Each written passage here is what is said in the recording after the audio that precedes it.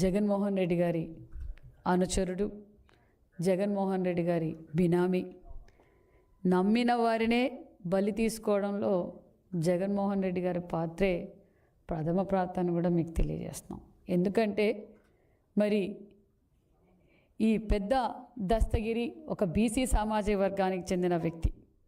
అతనితో ఏమేమి అరాచకాలు చేయించాలో అన్ని అరాచకాలు చేయించారు. ప్రభుత్వ భూములు కూడా కబ్జా చేశారు. అదే ప్రభుత్వ భూమిలో మరి అందరికీ తెలిసిన విషయమే, కడప జిల్లాలో ఎవరు అడిగినా మరి అందరికీ తెలుసు. మరి పెద్ద దస్తగిరి నిన్నటి రోజున జగన్మోహన్ రెడ్డి పదవి కోసం, ఆయన అక్రమ ఆస్తుల కోసం ఎవరినైనా బలి తీసుకుంటాడనే విషయం మనందరికీ తెలుసు. గతంలో తండ్రి శవం పెట్టుకొని శవ రాజకీయాల కుర్చీ కోసం సంతకాలు పెట్టించుకున్న వ్యక్తి. మరి ఎలక్షన్లో తను ముఖ్యమంత్రి కావాలి, గత్యంతరం లేదు అని చెప్పి సొంత బాబాయిని గొడ్డలతో రపర్రపా నరకటం, మరి ఆ గొడ్డల పోటుని గుండుపోటుగా చిత్రీకరించటం. అదేవిధంగా మరి మన డ్రైవర్ సుబ్రహ్మణ్యం ఎమ్మెల్సీ డ్రైవర్ ఒక దళిత బిడ్డని ఏ విధంగా డోర్ డెలివరీ చేశాడో చూసాం.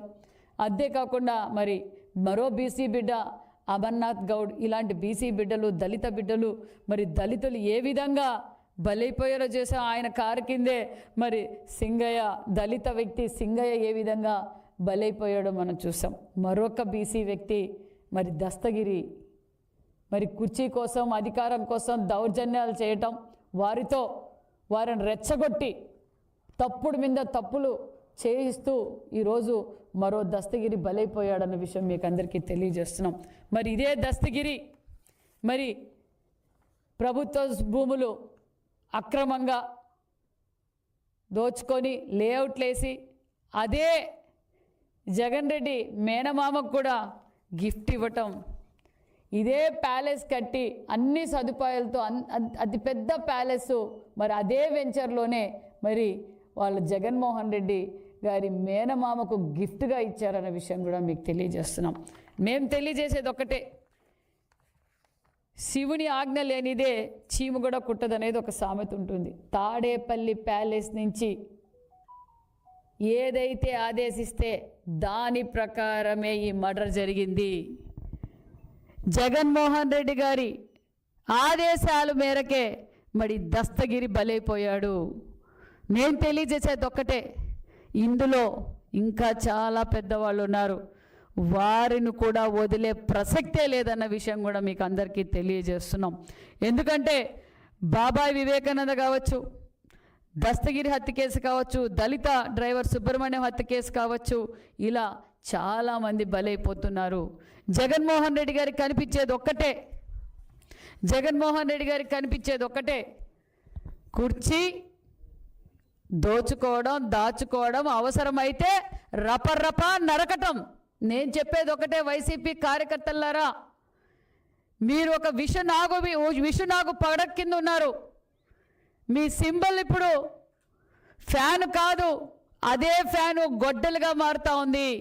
జగన్మోహన్ రెడ్డి రోజుకి కుర్చీ కోసం, ఆస్తుల కోసం తన సొంత వారినైనా బలి తీసుకుంటున్నాడన్న విషయం మరొకసారి మీకు అందరికీ తెలియజేస్తున్నాం.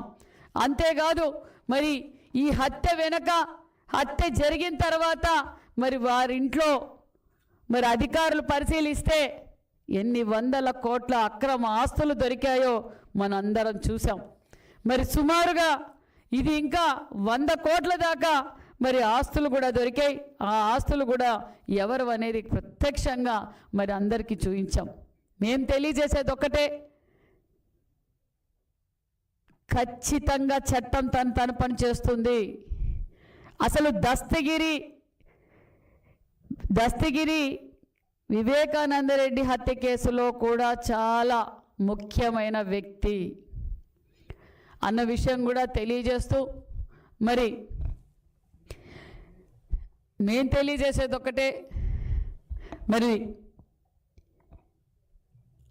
ఈరోజు హత్యకు గురైన దస్తగిరి భార్య రమణమ్మ కూడా చాలా బాధపడుతూ ఉంది.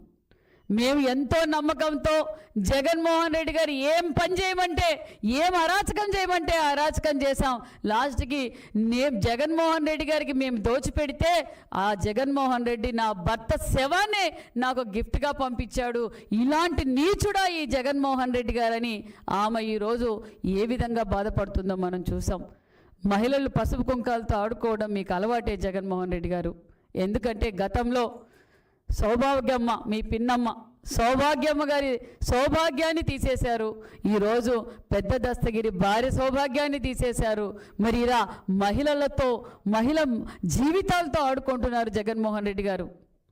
మేము తెలియజేసేది ఒకటే, ఖచ్చితంగా ప్రజలందరూ చూస్తున్నారు. మీ సైకో ఆలోచనలు మానేయాలి. సైకో ఆలోచనలు మానేస్తే మీరు, మీ కుటుంబ సభ్యులు మీరు ఏదైతే దోచుకున్నారో మీరు ఖచ్చితంగా ప్రజలకు జవాబుదారీ, ప్రభుత్వం ఖచ్చితంగా కఠినమైన చర్యలు తీసుకుంటుందన్న విషయం కూడా మీకు అందరికీ తెలియజేస్తూ, మరి మేము తెలియజేసేది ఒకటే, మరి జగన్మోహన్ రెడ్డి గారు మామూలుగానే ప్రాంతాల మధ్య, కులాల మధ్య